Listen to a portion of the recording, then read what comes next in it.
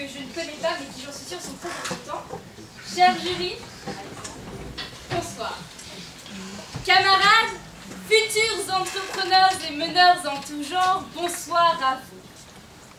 Présentes ici ce soir, nous sommes de ceux qui, un jour, de par nos capacités cognitives démesurées et le savoir assimilé toutes ces années, un jour iront chercher l'idée là où personne n'avait pensé aller la trouver. Ou plus exactement, au-delà d'avoir l'idée, de ceux qui oseront aller la réaliser. Car là est le véritable entrepreneur.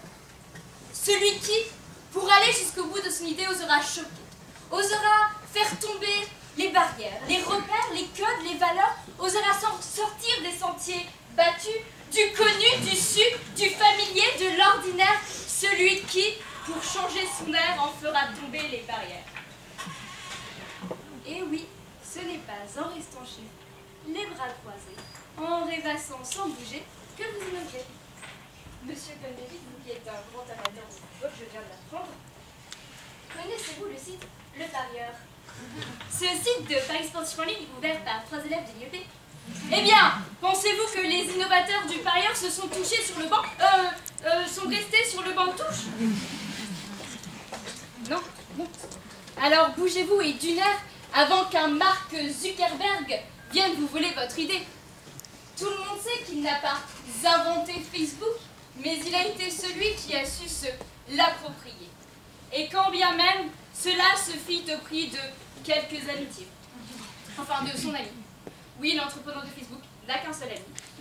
Enfin, on avait. Excusez-moi de rabâcher comme ça, je teste mon humour école de commerce. Bref. Voilà l'entrepreneur, le vrai, celui qui, pour imposer son idée, osera aller au-devant des mentalités.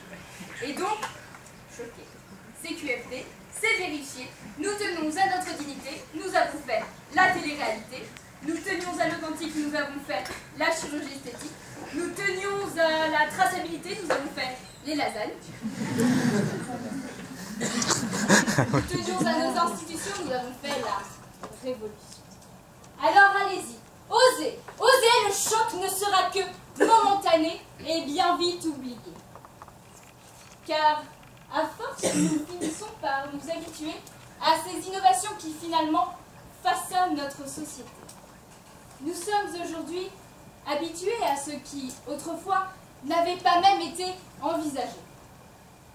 Prenons de la hauteur avec le film Les Visiteurs.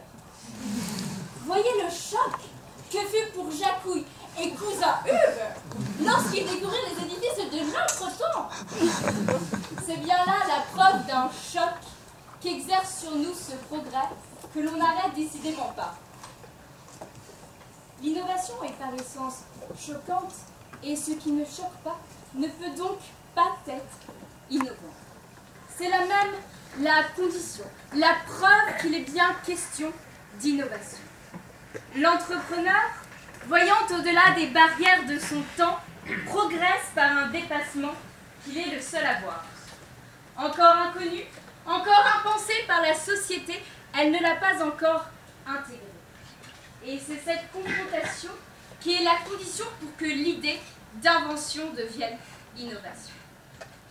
S'il est possible qu'il ne faille pas choquer pour inventer, il est certain qu'il est impossible d'innover sans choquer. C'est là un fait.